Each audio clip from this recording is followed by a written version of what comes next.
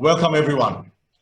International Day for Biological Diversity is commemorated every year on the 22nd of May. It celebrates biodiversity and promotes solutions connected to the loss of biodiversity. And in this year, 2020, it is especially important because of what is going on around us. And why that is so is that the theme for 2020 at the International Day for Biological Diversity is Our Solutions Are in Nature. And it explores nature-based solutions to climate, to food, water security, sustainable livelihoods. And what we have seen in the last few weeks, unfortunately precipitated by crisis, is the fact that nature is resilient, is strong, and represents most of the solutions, many of the solutions, which with a little bit of an enlightened perspective, we can envisage a nature-based recovery which would address economic, social, business, private sector issues, a multitude of issues. And we believe that it is simply a question of mindset. And so we have two fantastic speakers who are going to talk a little bit more about that, a little bit on who we are. The Biodiversity Sri Lanka, it's a national platform, it's a private sector driven platform established for engagement of private sector and exploring realities and science-based solutions like what we will do today. As for Dilmah conservation, we have partnered, we are an initiating partner with BSL together with the Chamber of Commerce and IUCN since 2014. But coming to the crux of the matter, we have two fantastic panelists with us, and I'm deeply grateful to them. Dr. Radhika Murthy is joining us from Geneva today. She's a Fijian national. She's passionate about participatory and empowering approaches to conservation. And for 15 years, she has experience, she's been involved in environment and development issues. She is the director of IUCN's Global Ecosystem Management Program, and Radhika has been leading the development of an IUCN NBS, Nature-Based Solutions Standard. So she joined IUCN in 2008, and she started off as a project officer, and that's the best way to start at the bottom. And she has learned and developed and progressed through promotion of ecosystem-based disaster risk reduction, nature-based solutions in operational framework, and so on. She's holds a bachelor's degree in forestry science from Australian National University and a master's degree in land management from the University of South Pacific. She's also completed a PhD on nature-based solutions and approaches to climate change. She's worked extensively in Africa. We are very honored that she has joined us. She will speak in a moment, but before I hand over to Dr. Radhika Murthy, I would like to introduce our other panelist, Dr. Nimal Gunatilaka. He's an emeritus professor at University of Peradeniya, and along with Professor Savitri, I think many of you may already know them from earlier sessions. They've been conducting ecological research on Sri Lanka's different vegetation, rainforests. They've been very active. They've done some pioneering work in the Singharaja Natural World Heritage Site, and through their long-term research studies, they've also showcased to the world the conservation value of these biologically rich forest types, especially their relevance today. Also, in recognition of their endeavors, they've been awarded the UNESCO Sultan Qaboos Prize for Environmental Preservation in 1997 and the Charles Bullard Fellowship of Harvard University, USA in 82 and 83. So Professor Nimal was also the co-recipient of the Sri Lankan Committee of Vice Chancellors and Directors Excellence Award as Most Outstanding Researcher in Biological Science 2008. He holds the award Vidya Nidhi for Science and Technology in 2005, which he received from His Excellency the President. He's also a Fellow of the National Academy of Sciences. So we have two extremely competent and practical people with tremendous relevant experience. So with that, Dr. Radhika, thank you for joining us all the way from Switzerland. May I invite you to share something on solutions, on the topic of our solutions in nature? Thank you, Dylan, and really a pleasure for me to be here. I've been to Sri Lanka once, and it was really interesting trip because it redefined for me the meaning of spicy food. And also, I could be Sri Lankan. People were always talking to me in Sinhala, so it was a very interesting experience, and I hope one day I get to come back. So really, on behalf of myself, as well as our country representative, Ananda, we have an office, Sri Lanka country office. I'm very thankful that I'm part of this panel, and we're able to share some very preliminary upcoming work where we really need not just governments, but NGO partners, but the private sector to help us mobilize solutions from nature absolutely at scale. So just to give you some of the key messages and some of the things we're working on, allow me to share my screen, and I want to run you through some slides in being able to demonstrate those points. So I believe you can see my slides. Yes, thank you. Yes, we can. Okay. So nature-based solutions really started with this concept of how do you deliberately design nature into a solution for people. So things like, let me just minimize this. Things like coastal defense using coral reefs, the ability for nature to sequester carbon in this crisis we've got with carbon emissions and climate change, using filtration systems of streams and reed beds for water cleaning and water purification instead of setting up treatment plants. So really this concept of harnessing the ability of nature to give us what we need in our human well-being and development needs, instead of always thinking about infrastructure first. Often we invest in infrastructure at the expense of natural systems that can actually provide those functions, and we haven't thought about it or considered it in decision making. And just to quickly take you through this, that just like any area of work, there's been a lot of thinking and evolution of ideas in conservation in the last few decades. Conservation started in the 1960s very rapidly in terms of wilderness, species, habitats, wildlife ecology. And then around the 80s and 90s, as the industries boomed, we started having what we call this threat-based approach. You know, if you pollute, you're going to lose your species. If you overexploit, this is going to happen. And yet there was a high levels of biodiversity loss. So the conservation sector really started thinking, what is it that we're not getting right? And that's where it was the start of participatory management approaches, involving communities, involving people. However, that was still with the primary objective of protecting and conserving nature and not really taking into account people's needs and really delivering on conservation through them rather than with them, let's say. So around 2000, 2005, there was this big report that was released, the Millennium Ecosystem Assessment Report, that really started defining the dependencies of people and nature. What is it that we do that affects nature, and what cost does that come at? So the concept of ecosystem services, ecosystem functions, we started doing a lot of economic valuation of nature because, you know, it's free resources, and there was never this thought of or conscious effort of understanding its value in economic growth, in terms of economic growth. And then now more and more we're looking at these concepts of socio-ecological systems, the idea of resilience, adaptability, and very much focused on interdisciplinarity, the linking of people and nature, and now more and more economy. So there's been a lot of thinking and progress around it. And in 2016 or 2012, IUCN very loosely defined a phrase called nature-based solutions for societal challenges. And we realized that it was being used and interpreted in very creative ways. So in 2016, we came up with a formal definition. And without actually going into it, just to explain to you, it's really about actions we can take to protect, restore, or change our use so that it's more sustainable of nature in a way that it helps us meet our needs. Societal needs.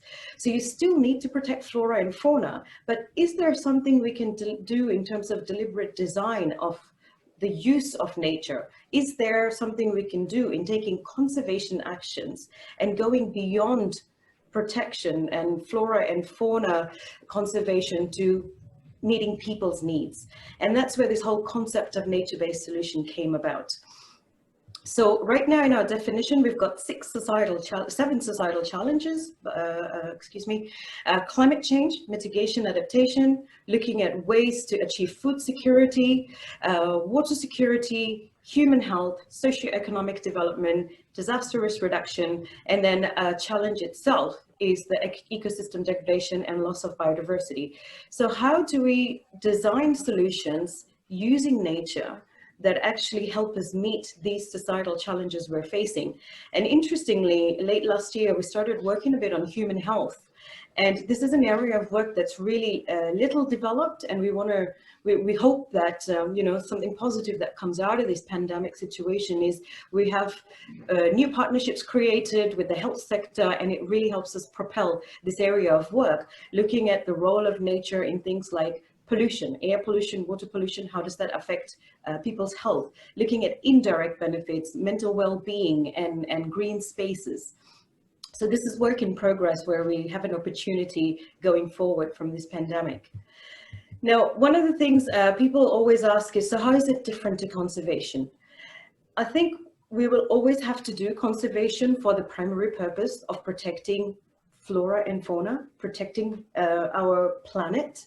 But this is, nature-based solutions is, let's say, creating a new paradigm, a second paradigm, where we're trying to extend the reach of conservation and make it more relevant to societal needs.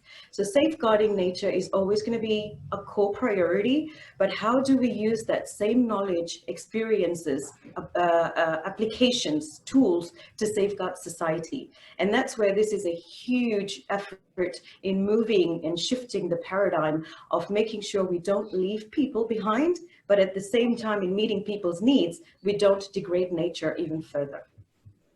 How is it different? How do we actually differentiate it? So there are three things maybe to think about. Often you'd have solutions which are nature derived. For example, hydropower, wind energy. That doesn't necessarily enhance the functions of an ecosystem or protect biodiversity loss. It's harnessing a particular function from nature. Then you can have nature-inspired solutions, biomimicry, looking at natural systems and mimicking them to do things like keeping a building cool. And that again is not contributing back to nature in any way. It's looking at nature and replicating its systems through technology.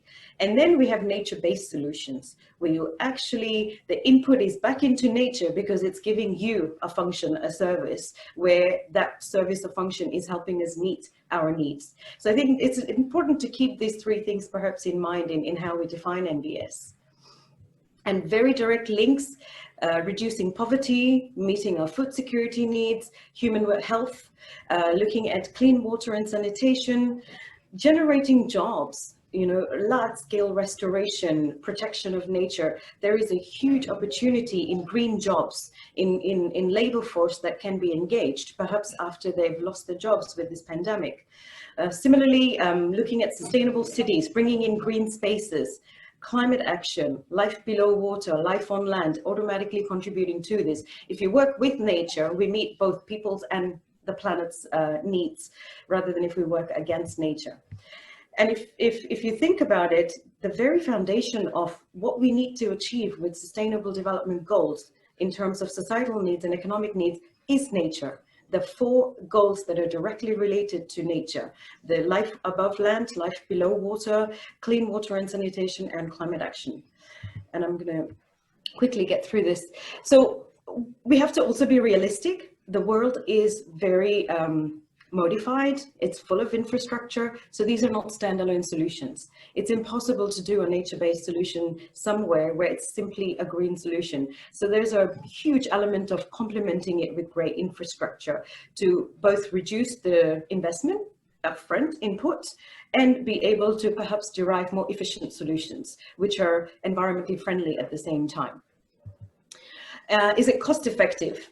More and more actually companies are coming up with answers for this. This is a study done by Swiss Re for us in a case study we published, in a compilation of case studies we published in 2014. And they looked at the climate risks Barbados faces. By 2030, the climate potential risks are up by 279 million per year from sea level rise, stronger cyclones, etc. However, if you were to invest in the marine park with protecting the coral reefs, the ecosystems in the coastal areas, every $1 you invest can help potentially reduce $20 worth of hurricane losses. And if we do this, up to 65% of losses can be averted using measures, both green and grey combined. Similarly, this is a study going back, I think, almost a decade now from World Resource Institute, looking at how people are using green infrastructure to meet the needs that grey infrastructure would provide, but how different it is in terms of investment, maintenance, and therefore the cost effectiveness of it. New York City with this water filtration, this example from Dow Chemicals on how they purify air. There's an example from Shell on investing in shoreline protection. And you're really looking at 8 billion to 1.5 billion, 155 million to 44 million. So why not? Why not do more of this? And that's where, very quickly, just to share with you, we've been working on a standard. If we're going to promote further use of nature, it can't result in further abuse of nature. We don't have the luxury to turn this around if we get it wrong. So IUCN's been working, and this has been a large part of my work, working with over 500-600 people around the world, 100 countries engaged, to actually come up with a commonly owned standard that we can roll out in terms of making sure we are meeting societal needs, not at the expense of biodiversity, but because of it, because of protecting it. And it's really been a global effort to actually get to this point. And the idea is to have it as a facilitative standard. It's not like a very strict certification. It's a facilitative standard that helps us transition into how we can go from using nature to its detriment to using nature to its full potential in deriving our needs. And I'm just going to skip this, but just to give you an idea that all of these criteria are linked in being able to meet the economic feasibility, the biodiversity net gain, as well as making sure there's no further inequity or marginalization. Rather, there's inclusive governance and beneficiaries and trade-offs are all thought about in the process. We're in the process of setting up a governance mechanism for this. We really want companies and countries to engage through user groups. We'll have national regional hubs. We could perhaps think about it for Sri Lanka, working with all of you, and really get this up and going by the end of the year. So we can shift from what we have today to really embracing the role of nature in being able to derive societal needs. We've got some pilots going on, one of them with Shell in Colombia. We're doing large-scale agroforestry and restoration, looking at how they can generate socioeconomic benefits, livelihoods benefits, more of similar case studies and pilots of the standard with Total, with Boscalas.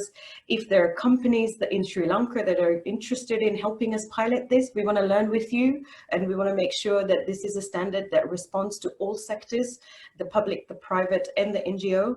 And for that, we need to engage and learn from each other. So if you've got any pilots that you want to offer, we'd be very happy to follow up. So just to say that, you know, there are resources online, or get in touch with us, and we'd be very happy to work with you. And there was a question submitted by somebody in the list of questions on what are some of the collaborations or coalitions that are being formed. This coalition of OP2B, One Planet Biodiversity, Business for Biodiversity, was launched at the Climate Summit last year in New York.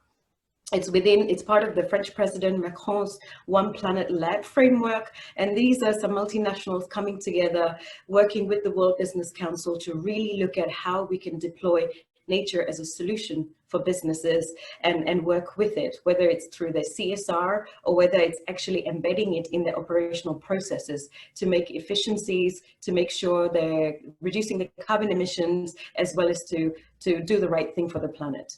So I'm going to stop here and pass it back to you, Dilmah.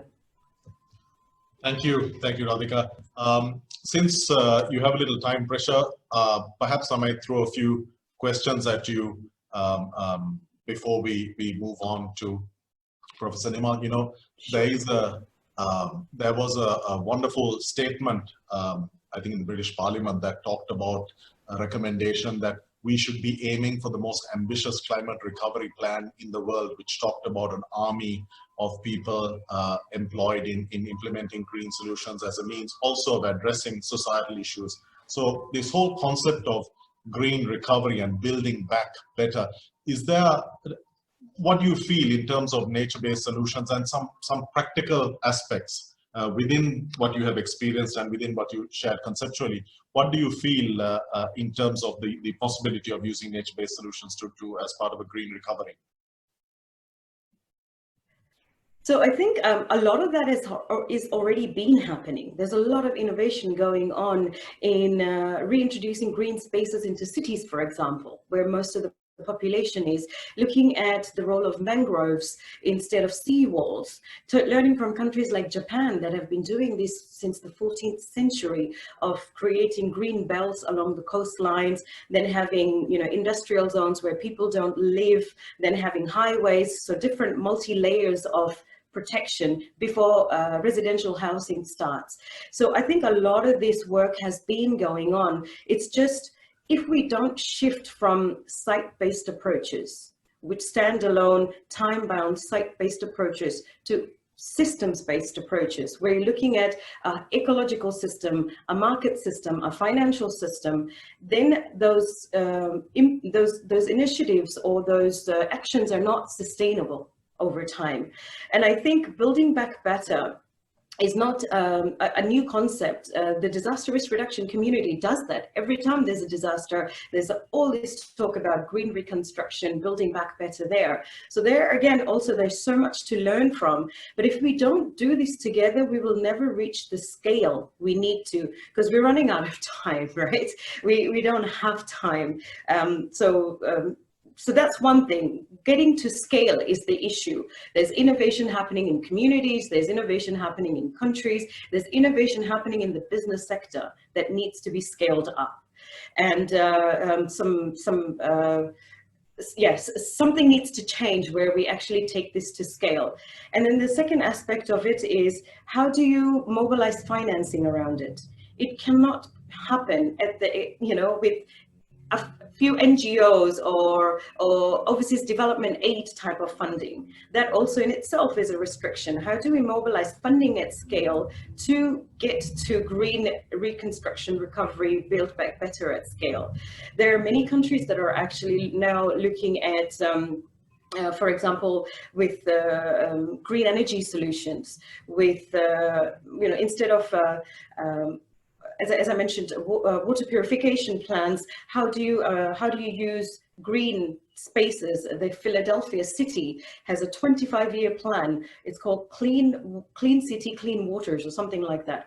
Over 25 years, started in 2000, they are going to be able to turn the whole city in a mosaic of different solutions. I think it's 11 different solutions, nature-based solutions within the whole cityscape, which will help them deal with the sewage and stormwater issues, instead of investing more and more in grey infrastructure. And 25 years is quite ambitious, but it's also the timeline perhaps needed to scale up and out and be able to transition from this very infrastructure focused to green solutions. So that's a really interesting one. There's Manchester City doing a lot of work around this as well. Barcelona is bringing in strips of trees to help regulate temperature as climate change is taking its toll, cities around the world are experiencing heat waves. So how do you bring in green spaces which help not just, they're not the lungs of the city to absorb pollution, but they can also help regulate temperature better. So I think these are there's a lot of things happening, but we need to learn from each other and perhaps accelerate the uptake and at a scale that we've never done before. There was one other question which I would like to put to you, Radhika. You know, the system-based approach that you advocate is clearly the solution rather than the sporadic one. But this question talks about tree planting as being at the center of a larger set of so-called nature-based solutions, and what advice you would have for Sri Lankan businesses to more effectively engage in tree planting and beyond to help in to increase resilience and carbon sequestration. Sure. So I think firstly, there's still ongoing debates on whether reducing emissions or a lower carbon action plan is equivalent to, let's say, doing something good for nature. It's not. You know, you need to do both. We need to invest in restoration. We need to invest in things like tree planting, but we also need to show how we're actually decarbonizing our economy.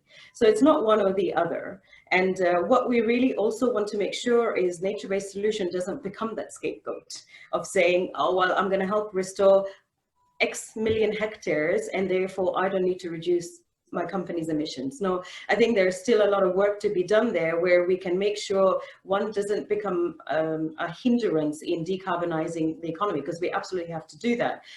Tree planting, I think for IUCN, we do things like the Bond Challenge, forest landscape restoration. That's one of the most successful models of nature-based solutions, but at the same time remembering it's not about bringing back vegetation cover, it's about bringing back functionality of an ecosystem.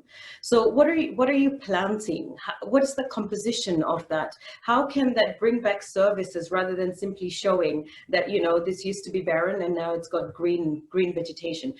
So it's not bringing back vegetation cover, it's actually thinking through what is that restoration of an ecological system. And again, there's that systematic approach that I'm talking about.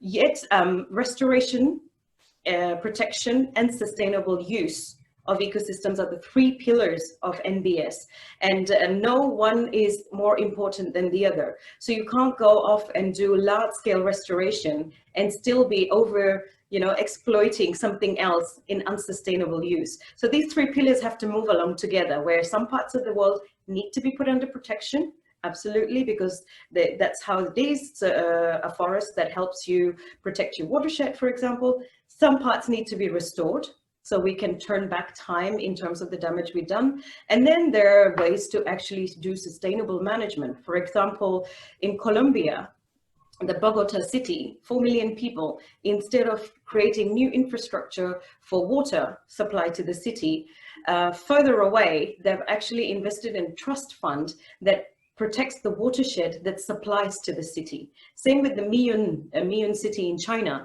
Instead of creating huge infrastructure, they're sustainably managing a watershed further out. It's in another jurisdiction, so working with different locales, so you have to set that all up.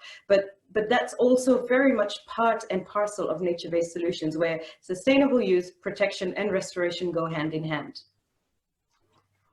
Dr. Radhika Murthy, you have given us some fantastic food for thought. You know, recovery on the basis of nature, and as you suggested, the three different models. It's absolutely critical, and for me, both representing Biodiversity Sri Lanka and business, our one key and core priorities to ensure that what we do now is less demonstrative and much more science-based. And I think that some of the suggestions that you have shared, some of the initiatives that IUCN have already begun are ones which I know our membership will certainly be happy to participate in, because we need the science. It is no longer acceptable, as you said, time is running out, and it is no longer acceptable for us to do things that might make us feel good, but lack a systematic and impactful approach. So I want to really thank you. What you have shared is really excellent, and bearing in mind the time constraints that you have, I would like to thank you for joining us all the way from Switzerland. and while Professor Nimal and I continue. But I hope you will join us again at a future time, because I think there's more to be discussed on this as a guide to Sri Lankan businesses. But thank you to IUCN, and thank you to you, Dr. Murthy. Thank you for having me, and we're absolutely keen to have countries and businesses help us champion this. So let's do it. Thank you, Radhika. Thank you so much. Have a Thanks, good Professor. Take care. Thank you. And so now with that, I would like to continue on with our very illustrious Professor Nimal Gunatilaka. So Nimal, now we have seen incredible examples, but unfortunately too few, of how nature-based solutions can be used to address issues of employment, of waste, and in fact, once we move beyond COVID-19, we are still going to be confronted with the causes, with the consequences of global warming, of inequality, and all the issues of pollution, etc. We have already seen that whilst during the lockdown period, there have been amazing transformations of cities with blue skies and so on. We have seen the potential damage that resumption of normal economic activity can have. I don't want to use the term new normal, but I would like to now change our sequence a little bit and ask you to talk on ecosystems, on how we can, and how healthy ecosystems can contribute to helping us to address some of the situations that Dr. Murthy talked about, and also the importance of ensuring policies and developmental decisions that they're taken, that they address issues like habitat fragmentation, land clearing, etc. So, Professor, if I can hand over to you. If I can have my first slide, please. Thank you very much, Tilhan, and also for Radhika for having me also as a co-panelist in this program on the International Day for Biodiversity 2020 theme, Our Solutions Are in Nature. So we all know that biodiversity is the variety of life around us, and greater the biodiversity, the more sustainable the livelihoods are. And conserving biodiversity ensures resilience to risks and coping with incident impacts like tsunamis, flash floods, and extreme droughts. So all these are the co-benefits that we are getting from conserving biodiversity. So I will focus more on Sri Lankan situation now that Radhika has given a global scale scenario. So Sri Lankan biodiversity is so special because of its high endemic component, which we have to keep in mind always. Next slide. Right. And as I said, the endemism of Sri Lanka is quite exceptional, and it's accepted world over. And starting with birds, with about 6% endemism, we go up to almost 98% in freshwater crabs. Now, amphibians, land snails, and freshwater crabs, they have very high endemism in Sri Lanka, and most of them are concentrated in the southwestern part of Sri Lanka. Right. Now, because of this high biodiversity, both in Sri Lanka and also in Western Ghats, we have the statistics on the screen, and together we are being designated as a global biodiversity hotspot. And this is unfortunately, this is not the only reason that has gone to give this designation, but also the next slide will show you that rather depressingly, over 70% of the habitats of these luxuriant biodiversity have been lost due to deforestation and degradation, which you can see on this slide. So both these together make us a biodiversity hotspot, which is a good side as well as the bad side. And what we are going to continue into the future with nature-based solutions is to get back these degraded and deforested areas back into luxuriant forest if we can. Yes. The next slide. Yeah. So the natural biological diversity in economic terms is also called the natural capital. And it has an intrinsic value of its own. In addition, the natural capital also offers many ecosystem services for human well-being. And Radhika mentioned about this. These ecosystem services are the values that flow to the human societies for their well-being. For example, food and water security, this has been mentioned already. Security from disasters like tsunamis and floods and droughts. Access to clean air and water. Healthy environment also is included.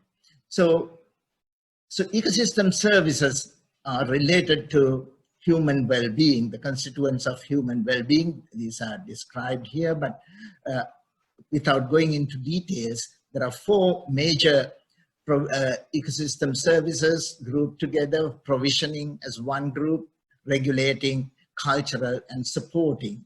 And all these are connected in different ways to human well-being. So they are very much interconnected. And the next slide will,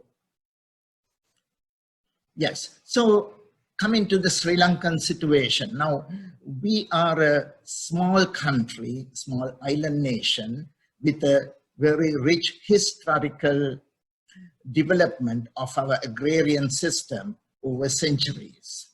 Now, the traditional agricultural systems we have, which we can take a cue from, that is, they had the environment overarching over here, and the society and the communities are living beneath, but they are living amidst the forests, gardens. These are forest gardens. So even the houses are not visible. So, and the economic and livelihood activities are concentrated in the lower part in this paddy fields, because the paddy is growing in wetlands, so therefore it's at the bottom. So in this situation, the triple bottom line of this sustainable development in this context, environment is overarching, and then the society is next to that, and the economy is here. But these are some of the cues that we can take for our future considerations in Sri Lanka, because these examples are quite prevalent in different parts of the country, more so in the southwestern and also the mountainous regions of the country. Next one. Yes. So another good example is quite world famous, Candian Spice Gardens. And it's an example of a nature-based solution which has been there for centuries again. And importantly, most of our spices that we export from Sri Lanka are coming from these smallholder-owned spice gardens. So they are found in Candian region, and these are some examples again. So Sri Lanka is kind of I could say, a paradise of smallholders. Nearly 70% of our produce coming from smallholder gardens, whether it's tea, rubber, spices, coconut, or rice. These are all majority of our production as well as exports are coming from smallholder gardens. So if we can work together with them as mosaic systems, as Radhika mentioned, I think there's opportunities we can use these as sustainable systems. Next slide. So ecosystem services are the values. Now, what we talked so far about as ecosystem services, they are the values that flow to the human societies for our well-being.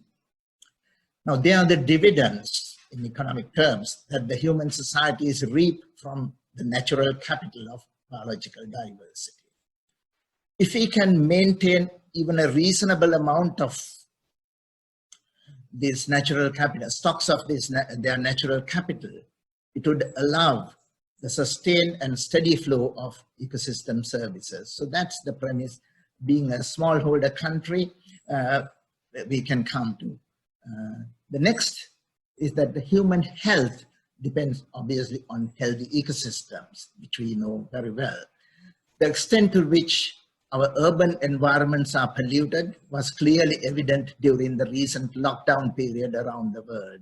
Dilhan just a moment ago mentioned about that. During this lockdown, air pollution has decreased by up to 40% in some of the major cities in the world. In Sri Lanka, in Colombo city and its suburbs, air pollution has reported to be reduced by 70% in April, in the month of April, and by 50% in other areas where measurements have been made. Apparently, it was after 20 years that air pollution in Colombo has reached these levels, to these healthy levels. So the urban ecosystems have actually benefited from the lockdown, so to speak. Yes, the strong take-home message it gives is that urban pollution can be reduced practically by embracing green technology in green landscape designing, green building designing, green industries. We have to move to green industries, green transport, etc. So these have been already mentioned. Taking cues from nature using innovative designs where appropriate and feasible. There are local examples already, and being a small country, I think there's enough opportunities to take a cue from them and go forward. Now, our greatest immunity for safeguarding human well-being is in the diversity of our natural capital and its flows as ecosystem services, both the natural capital and its flows as ecosystem services. Now, tropical rainforests and coral reefs are the gold standard in this respect, with exceptionally rich biodiversity and efficient ecosystem services, unparalleled. But they are very much degraded and fragmented. That's why in Sri Lanka, we are a hotspot of biodiversity. So connectivity via biological corridors in this respect is essential. Next slide, please. Yeah, and what you can see, the southwest, see here in the southwestern quarter of Sri Lanka, where much of the natural forests which are in green are fragmented and isolated and separated from each other by seas of human agrarian systems like paddy fields, coconut, rubber, and tea gardens. And there are very few large parcels of rainforest in the southwestern part of Sri Lanka, where the biodiversity, incidentally, is exceptionally high, which I showed at the beginning. Next one. Yes, I mean, thankfully now for the, actually this is one of the positive things that we came quite recently as a consequence of our repeated appeals to the government that the remaining natural forests which are fragmented, we have to put them together like this. So this is the Singharaja Rainforest Complex, recently gazetted, including a number of maybe about 12 or 13 additional forest reserves around Singharaja. Now this is the Singharaja Natural Heritage Wilderness Area, which is also the World Heritage Site and the Man and Biosphere Reserve. To that, several other neighboring forest reserves have been incorporated and made a larger Singharaja Rainforest Complex, which I think is something we can be very happy about and proud of. And now, but some of these are not directly connected. As you can see, some areas here, they are not directly connected. Similarly, at the very end, there are other forests which need to be reconnected, which have lost their connection. So establishing corridors for the movement of large mammals like elephants and also the black leopard in this area and number of other such organisms, this connectivity is very much important. And some of these are actually located close to the tea estates owned by the private sector. So their help in this can be very much, it can be very much appreciated. And already some of them, like Dilmah Conservation and also Finlays. They are helping us to re-establish these corridors between Walankanda and Singaraja main area. So that's something that we can look forward to in the future. The same clusters have been put together for the Knuckles region, Peak Wilderness region, and this will be coming out in the near future through the efforts of the untiring efforts of the Forest Department in particular. Right. Now, what we have been working on is the Endana Biodiversity Corridor of the Dilmah Conservation and Kahawatta Plantation Private Limited. So what you see on the right-hand side bottom is the natural forest, which is the Walankanda area, and on the northwestern side of that is located the Dilmah Forest Reserve, or part of it called Iharakanda. So Dilmah Conservation has set aside, if you can see this, they have set aside 37 or so hectares of degraded tea plantation for restoration purposes of natural forests. Similarly, we are getting the help of the local villagers north of that is in the upper areas onto the left, bordering these other forest areas to help with their conservation efforts, so that the society is also coming forward. The smallholders in particular are coming forward to carry out eco-friendly agricultural practices in their own home gardens. So that's a combination of large-scale plantations along with smallholders in the neighborhood coming together and making a contribution towards establishing this corridor between two large forest reserves, making the Singaraja complex a useful one and also a realistic one in this regard.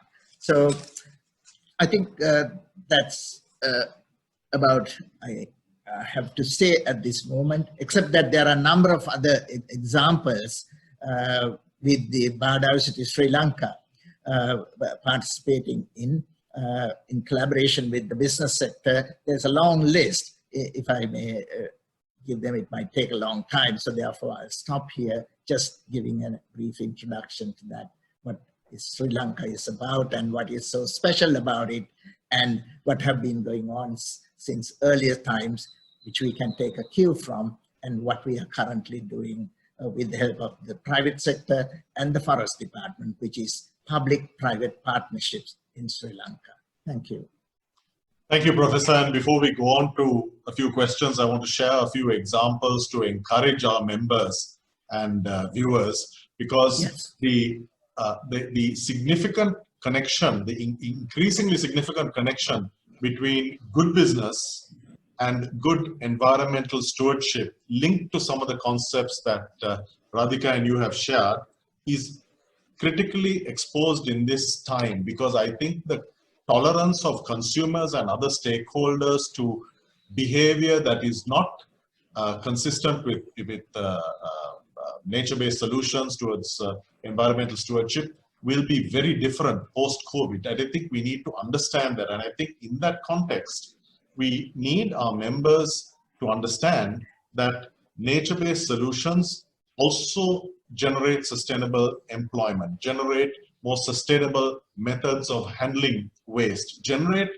genuine, real commercial solutions in addressing issues like nutrition. If you look at something, if you look at pollution, the most obvious example that we see on our TV screens every day, and that and its relationship with health, ultimately you have a clear indication that yes, the solutions are there, you explained some of them, but it is our mindset, it is our attitude, and it is our nature-based alignment that is required. But business also has a critical role, and that lies in taking the science, Professor, that you just shared, and building a collaboration amongst scientists, amongst businesses and government not only for purposes of advocacy, but for us to, as I'm speaking as a business person, as in the case of the collaboration that we have on Endana estate, to help us to understand that it's not just a question of planting a few trees and saying we've done a great job, but actually delivering impact.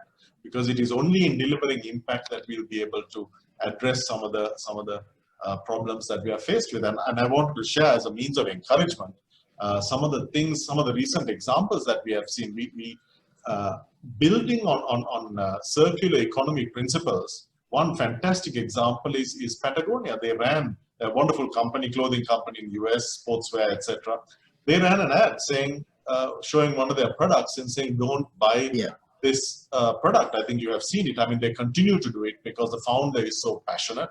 And one of the things that it has endeared them to a whole new generation of consumers who understand the old but very relevant principle of repair, reuse, etc. If you look at IKEA, very recently they launched, I think it was in Belgium, a store where they have taken the car park and repurposed it as an arboretum.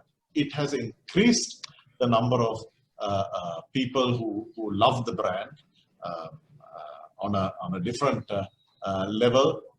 Coldplay, the rock band, I recently found and in fact shared an example of them refusing to tour. They launched their new album, I think it was at the end of last year, early this year, where they refused to tour and saying, look, the environment impacts are unacceptable. And they ran 3 30-minute YouTube concerts. They got 15 million viewers. So actually their brand and their value, the value of the Coldplay brand increased substantially by making a stand, a positive stand. And so they've also got a significant number of new users, new supporters, simply because of their stand on the economy and I'm sorry, on the environment. And so it's not simply led by economic criteria anymore. And I think it's something that we often forget as business people, that there are 3 dimensions to capital. There is a social capital, but there is also the natural capital in addition to the conventional economic capital. And if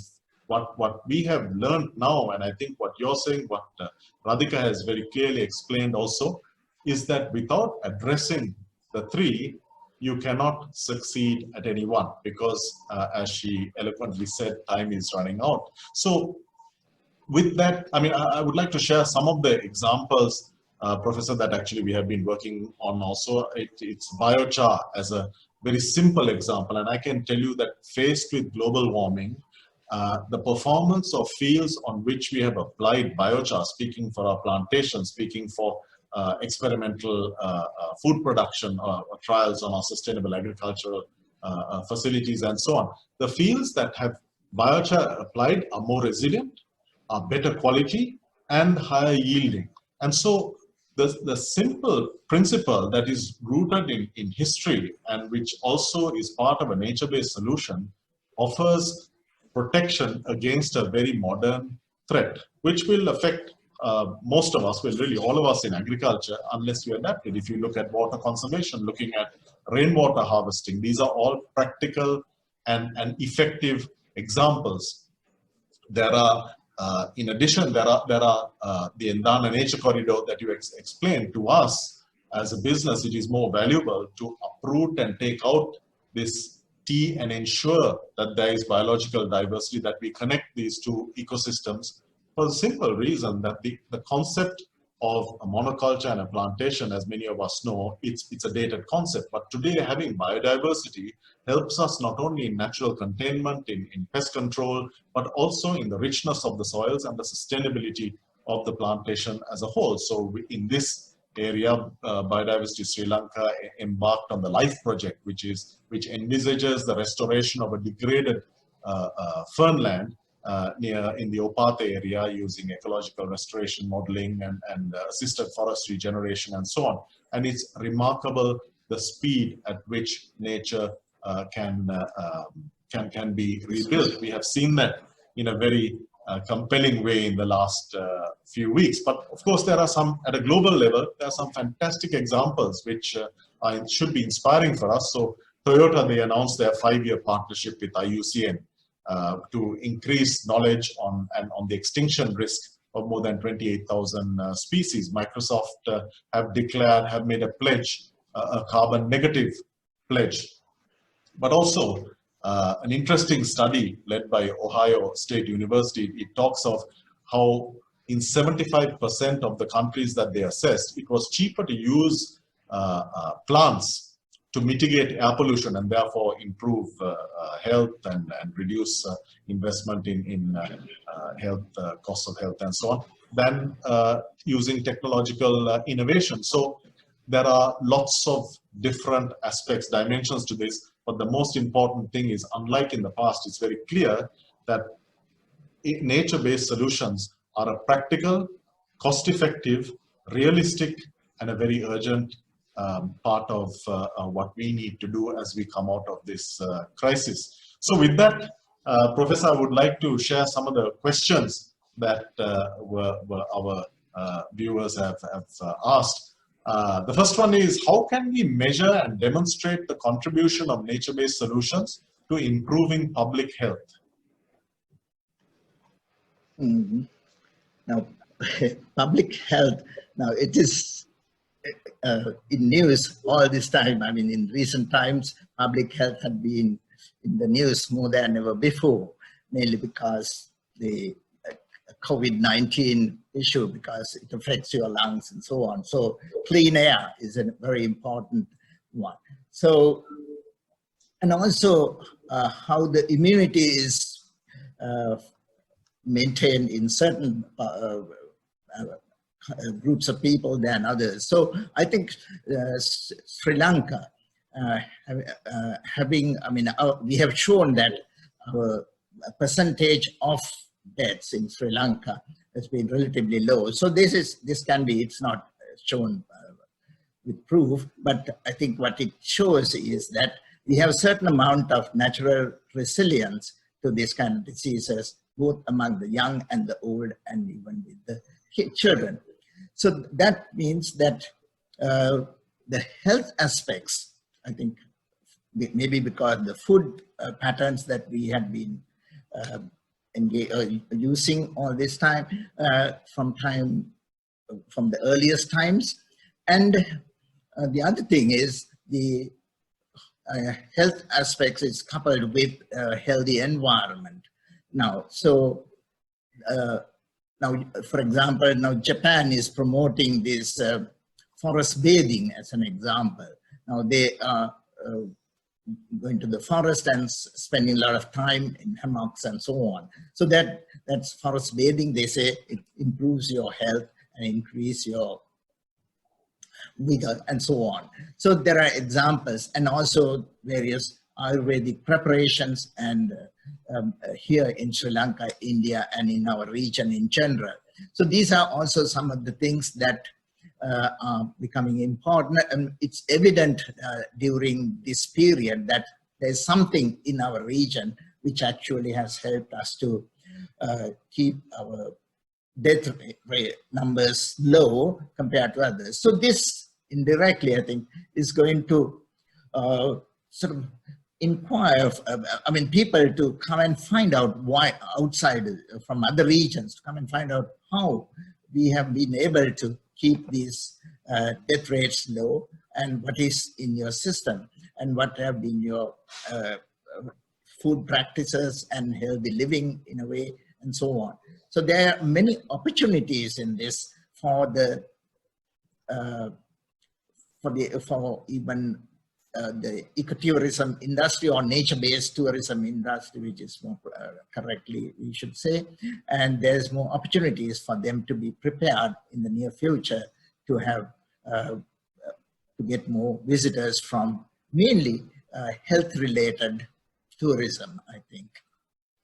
I agree, and I think that I suppose that whilst it is difficult to precisely measure that benefit, nature-based solutions and logically the biodiversity that it implies would help us to from a dietary perspective, would help us from a medicinal perspective, and the host of ecosystem services, clean water, clean air, air quality, and so on, because ultimately this looking at COVID and it as a upper respiratory infection, it is very clear that air quality plays a key issue in terms of our building our immune system. Thank you. You're absolutely correct. If I can ask you another aspect, another question, with evidence mounting about nature-based solutions, this is what the person asked. There is a need to translate knowledge about nature-based solutions to future policy and planning.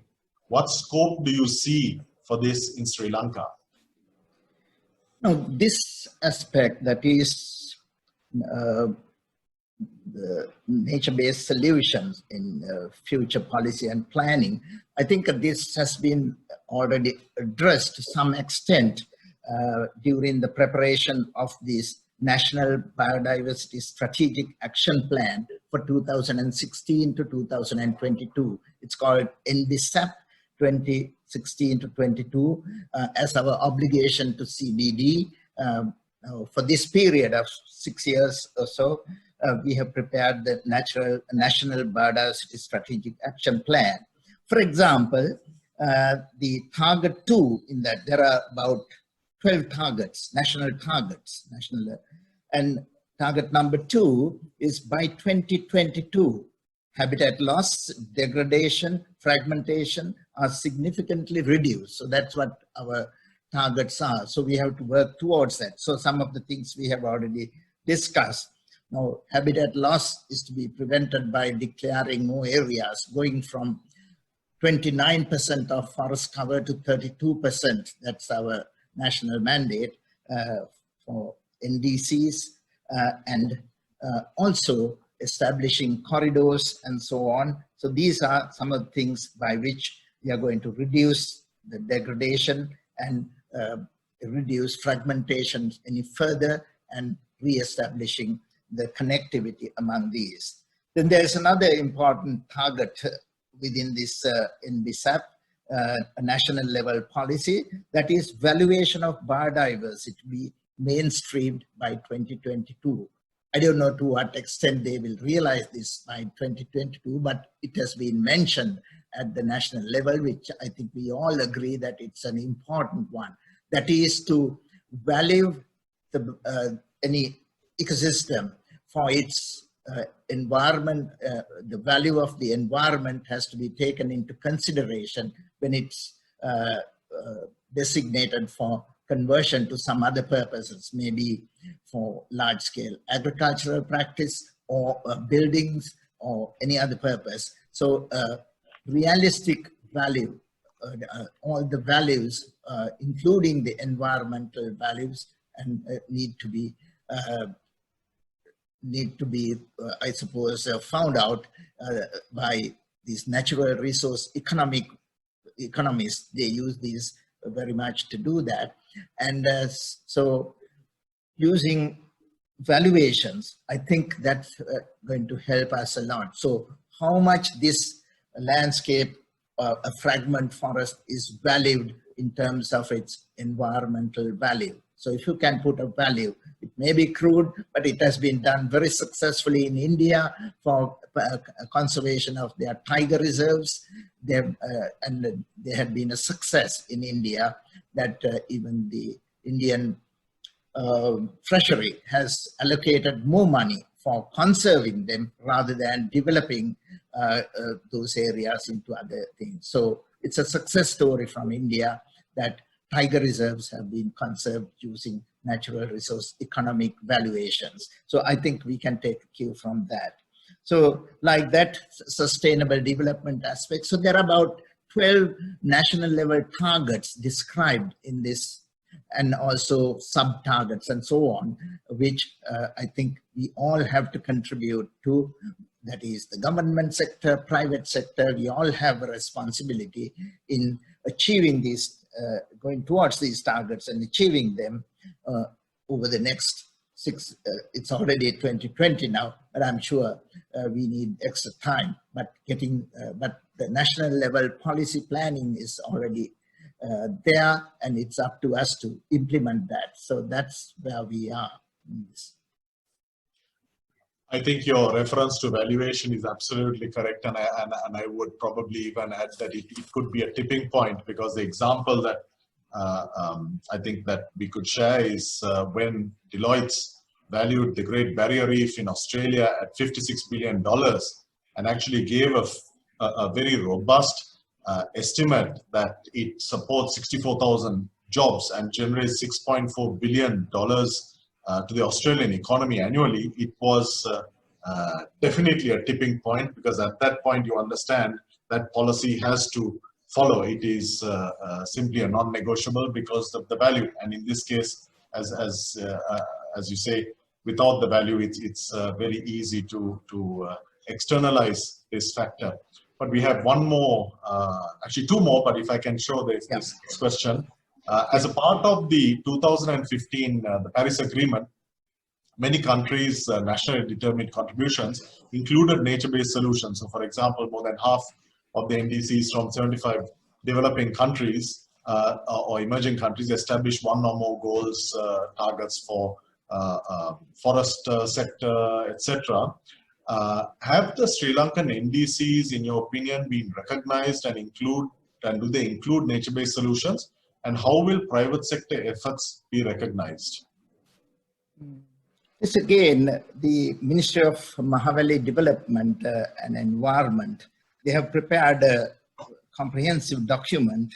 It's called, by the actually Climate Change Secretariat within the ministry has prepared this. And they have considered the energy sector and the transport sector, industrial sector, and the forestry sector within this in mitigation, adaptation, and loss and damage, and means of implementation. So those are the four different segments that they are working on. Coming to the forestry sector, as I said before, the forest cover at present 29%. The government has agreed to increase it to 32% as our intended nationally determined contributions to climate change mitigation. So by 2030 that is. So this is about 150,000 to 180,000 hectares of degraded land to be restored so that it will increase up by 3% to 32% over the next decade life. And this is the decade of restoration, incidentally, and with multi-stakeholder participation. So there is definitely a role for the private sector to be involved, and their contributions will be duly recognized according to this detailed document prepared by the Climate Change Secretariat, which is on the web. So, so there is definitely a role to be played by the private sector along with the government sectors and the non-governmental sectors in this, and already a lot of headway has been made in this. But as you probably you mentioned a bit earlier, the pattern of restoration or the tree planting that's being done at present, I'm not sure whether it's the right way to go about as people are doing, which I have seen in most places. That is, we request plants from the forest department, which they give an ad hoc collection of plants to be planted in a particular area. But I think you have to follow science-based principles, as you mentioned before, in these restoration programs. Otherwise, most of these things will not be successful. That means actually you have to do the restoration along a successional pathway, that is from the pioneering plants to be initially planted and then to be replaced by next level of plants, early successional plants. Then only we have to bring in the late mature phase plants. So what is happening mostly at present in Sri Lanka is that they are bringing in the mature phase, that is the species that are found in the forest, maybe they are endemics, so they want to plant in the open fields, and hoping that by providing irrigation or whatever, that they will survive and do well to grow up to a natural forest. It's extremely unlikely that it will happen, particularly in the better part of the country. So there are more failures than successes because they have not followed the ecological principles. That is what the science-based methods have not been made use of. So we have done some work in this with the help of, in a site which is actually given to the Wildlife and Nature Protection Society, and private sector companies are also supporting them financially. It was a grassland, or the fernland, Kakilla fernland, of about 3 hectares in size in a steep slope. They have tried planting these normal methods that I mentioned earlier, bringing in plants and opening patches and planting them, but it had not been successful. So we have actually undertaken a much deeper study, that is to remove all the the rhizomes, the mat of the ferns, and then establishing the stone terraces along the contours and so on, and rehabilitated the land first, and then we are allowing the pioneers like Varania, Beovotiak, and others to come up first. So it's like, it's in silviculture, that is the science of forestry. It's called the relay floristic method. That is, it's like running a relay. The first lap is by the pioneers, which grow in the open quite well with limited nutritional requirements. Then once it comes up, the shade casted by them will provide opportunities for the second lap of the runners in the second lap, that is the early successional species, which we have identified for different regions. Because Sri Lanka, having a heterogeneous landscape, the site species matching in this science of silviculture is very important. So in one area, what you plant as a site species matching method may not be applicable to another area. So each area, taking examples from the surrounding areas, we have to select the species complement that you are going to plant. It's little detailed, but at least at the general level, the present way of planting the mature phase species, that is the species that you are finding in natural forest canopy and also in the dry zone areas, in those forests, rainforests as well as in monsoon forests, planting those directly in large open areas may not be the best answer to that, in my mind. Yes. Okay. Professor Nimal Gunatilaka, thank you for sharing your incredible knowledge and experience with us. I'm sure that your role will come into very sharp focus as we look to nature-based solutions. And what I would like to do is to also invite our viewers, our members, to share on the feed any questions they have. Send us into BSL, to the Secretariat, any questions that you would like to present to Professor Nimal or to Dr. Radhika. So with that, I would like to thank you all for joining us. Thank you, Dr. Radhika Murthy in absentia, and thank you, Professor Nimal Gunatilaka. Thank you.